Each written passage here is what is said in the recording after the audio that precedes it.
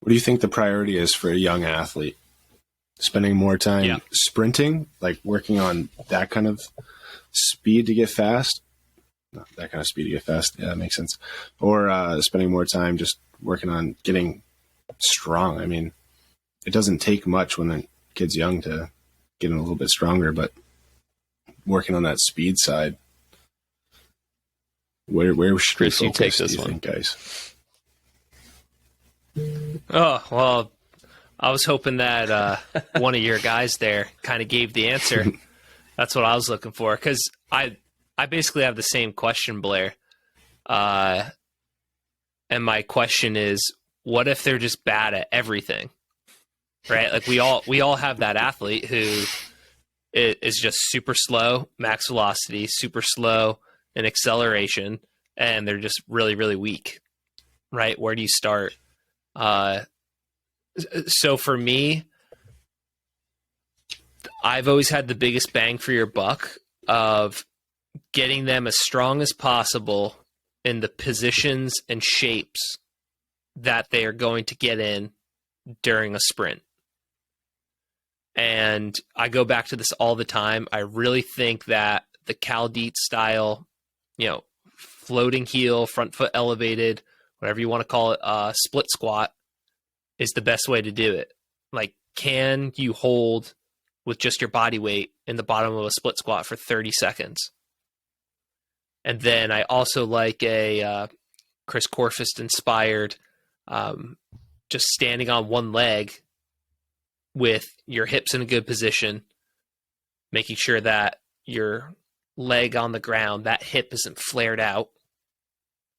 So my thing is suck your hip over heel and make sure you could pelvic, tilt or hip hike your opposite hip in the air, because we need a good hip hike as we're going through top speed mechanics.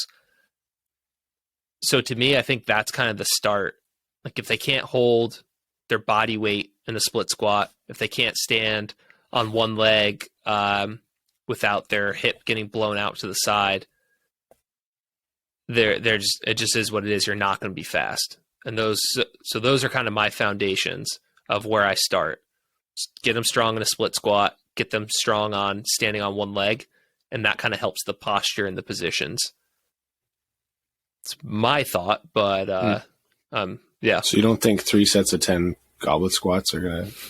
Yeah, no, it's gonna. Yeah, those are necessary with a young athlete or just someone who's kind of crappy. But I think having them sprint, timing it so they could work on intent, and then put them in the shapes that we want. So that's what's nice about that floating heel is it's strengthening your foot in the position that it will be in during early acceleration, right? When you're smashing your foot into the ground with as much force as possible, if you could hold it for 30 seconds and then you could add weight on top of that, it's going to enhance the strength of your foot and the positions and the postures and all that. So to me, that's got to be the start. But I've been wrong before in the past, so we'll see. But yeah, that's the big question I have is like, did any of these guys this weekend say, hey, if you have someone who tests terrible and everything, start here?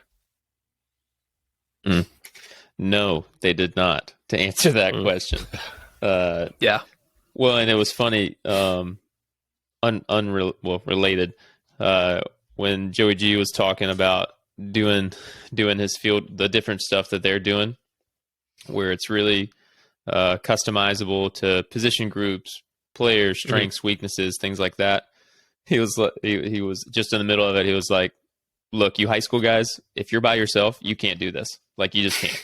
Like, it's just not feasible, because I don't have fair 4 to 5 dudes. And he's like, you can do, a little bit of it, but it would be very hard to do it to that depth if you don't have some sort of help on the field to help, or in the weight room to coach it up. But no, none of them spoke about that. I'll say this from being 1 year into working at a high school and seeing middle school kids through high school kids. I will say that Yeah. I have shifted a bit since Liberty and working with the college kids, in that there is a nice intertwining I think you need to do of working the fundamental strength, but then I'm also jumping them and sprinting them and putting them in those different positions, because I think at least, again, with my school, at least, and the kids that I have, there's a lot of them that aren't the most coordinated, and they're not necessarily playing a bunch of different sports. Like baseball in Florida is the thing, and as we all know, baseball is not this athletic developer, and so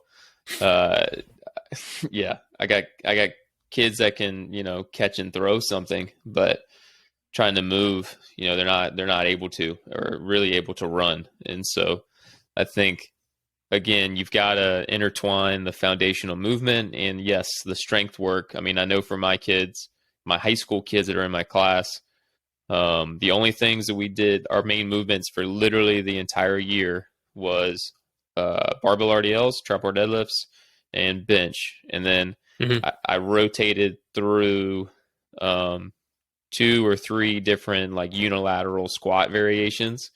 So I didn't necessarily hammer squat a ton. I mean, yes, we squatted, but I put them in different situations. But case in point is the 3 measured ones I did are, again, RDL, trap bar deadlift, and bench. And that's all we did. And I just pretty much varied the load throughout the year. But I had kids that would put, on average, it was like 60 pounds on their RDL for the guys for the year, and I had guys with upwards of 100 pounds. Now the 100 pounds is basically because of technical cleanup. Like they went from taking 195 and their backs rounding to now taking 275, 300 for reps and being technically sound. And crazy. So you can see the difference. So I think it's important, but I think it's only important if I am doing it with jumps and sprints and things like that. If I'm just doing it by itself, then that's a different deal. Yeah. Something that you just mentioned and Chris mentioned before too was measuring.